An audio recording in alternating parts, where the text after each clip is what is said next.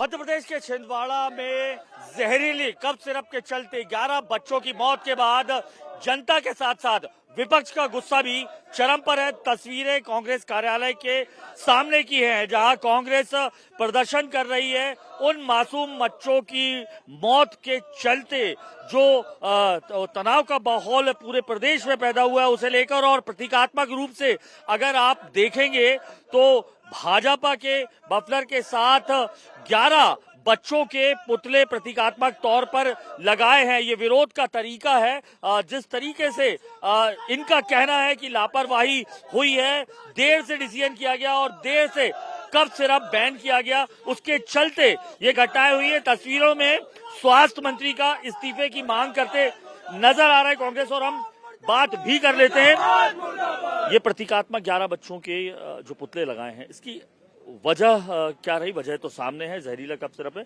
लेकिन जो आक्रोश है वो जनता में नहीं कांग्रेस में भी दिख रहा है। क्या कहना चाहेंगे? देखिए, ये पहली घटना नहीं है, निरंतर इस प्रकार की घटनाएं हो रही है। कभी आईसीयू में ऑक्सीजन खत्म हो जाता है, कभी चूहे कुतर जाते हैं।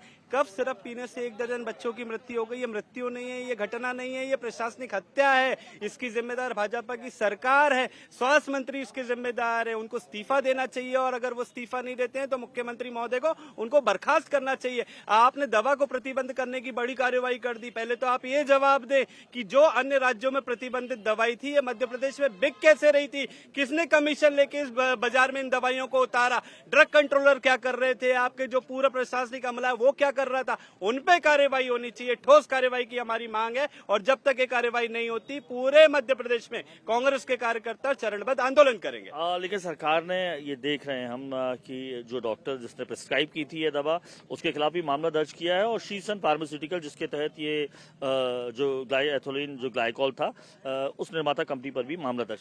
सबसे बड़ा प्रश्न ये है कि अभी बाजार में और कितनी शीशियां बाकी हैं, इसकी जांच तो कर लीजिए। कितनी दवाइयां आई थी, कितनी दवाइयां उपयोग हुई और कितनी दवाइयों को आपने जब्त किया, ये बहुत बड़ा प्रश्न है। आज तक आपकी जांच रिपोर्ट नहीं आई है। चूहे किसने कुतरे, उसकी घटना का जिम्मेदार कौन है? आज तक उसकी रिपोर्ट नहीं आई। ऑक्सीजन कैसे खत्म हो गया, वो जांच आज तक चल रही है। जांचों से काम नहीं चलेगा, ठोस कार्रवाई करनी पड़ेगी। मुख्यमंत्री महोदय, आप अपनी जिम्मेदारी से बच नहीं सकते। आप जहां जहां जाएंगे, कांग्रेस के कार्यकर्ता काले झंडे से आपका स्वागत करेंगे, और जो बर्बाद होती स्वास्थ्य व्यवस्था है उसको बचाने के लिए प्रत्येक कांग्रेस कार्यकर्ता पूरे मध्य प्रदेश में आंदोलन करेगा। तस्वीरें आप लगातार देख रहे हैं, और हम एक बात और कर लेते। 29 तारीख को छिंदवाड़ा में बैन की गई थी ये दवा, लेकिन 4 तारीख को सरकार ने पूरे प्रदेश में बैन की। आपको लगता है ये 5 दिन का गैप जो है, ये भी एक बड़ी वजह थी? तमिलनाडु ने मात्र 24 घंटे के अंदर अपनी रिपोर्ट पेश कर दी, जहां पर अधिकारी बताया जा रहा है त्योहार मनाते रहे। 4 तारीख को ये हुआ, क्या कहेंगे? देखिए, मध्य प्रदेश में सरकार को एक जिले से पूरे मध्य प्रदेश में दवाई को बैन करने में 5 दिन लग गए। जांच रिपोर्ट का पता नहीं है। जिस हिसाब से मध्य प्रदेश में आज भी कई अमानक दवाइयां बिक रही है, लेकिन सरकार को होश नहीं है। सरकार के विभाग के मंत्री और विभाग के अधिकारी कमीशन खोरी में लगे हुए हैं। जिस तरह से देखा जा रहा है कि मासूमों की हत्या की जिम्मेदार मध्य प्रदेश की सरकार है, और इस सरकार की वजह से ये जहरीली कफ सिरप की वजह से इन मासूमों की हत्या हुई है। देख सकते हैं, आक्रोश साफ तौर पर दिखाई दे रहा है। ये अकेले कांग्रेस का नहीं, जो प्रदेश की जनता है उसमें भी नाराजगी साफ तौर पर है कि आखिर वजह क्या रही।